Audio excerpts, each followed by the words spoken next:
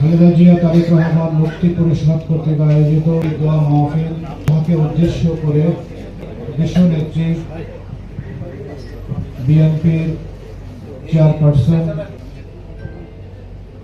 গণতন্ত্রের প্রতীক, সাবেক 3 বারের প্রধানমন্ত্রী নেত্রী, যে নেত্রীর নামটি সারা বাংলাদেশে প্রতিটা ঘরে ঘরে প্রতিটা মানুষের হৃদয়ে আজকে আলোচনার শীর্ষে। হে আল্লাহ, আপনার রহমত ছাড়া কিছুই হয় না। আমাদের সবার আপত্তি,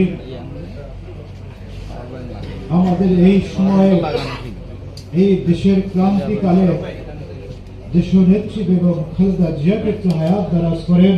এই বক্তব্য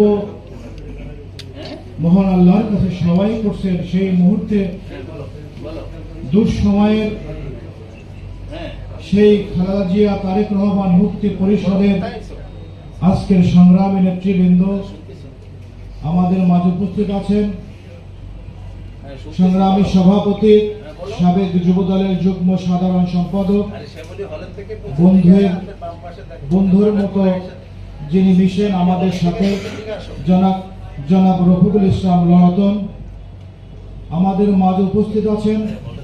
সবার শ্রদ্ধেয় সাবেক এমপি, বিএনপি চেয়ারপারসন উপদেষ্টা মন্ডলীর অন্যতম সদস্য, টক শো ব্যক্তিত্ব, জননেতা জনাব সৈয়দ মোয়াজ্জেম হোসেন আলাল, উপস্থিত বিভিন্ন পর্যায়ে নেতৃবৃন্দ, উপস্থিত সুধী মন্ডলী, দুঃসময়ের রাজপথে থাকা নেতৃবৃন্দ, আসসালামু আলাইকুম ওয়া রাহমাতুল্লাহ।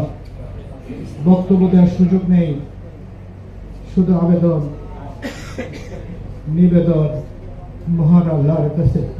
হে আল্লাহ, তুমি তো যা বলো তাই হয়। আমরা আজকে এতিম হয়ে যাচ্ছি, আমাদের এতিম তুমি বাড়িও না আল্লাহ। দেশনেত্রীকে তুমি সুস্থ করে দাও,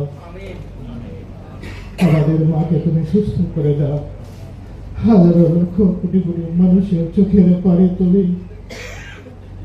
গ্রহণ করো।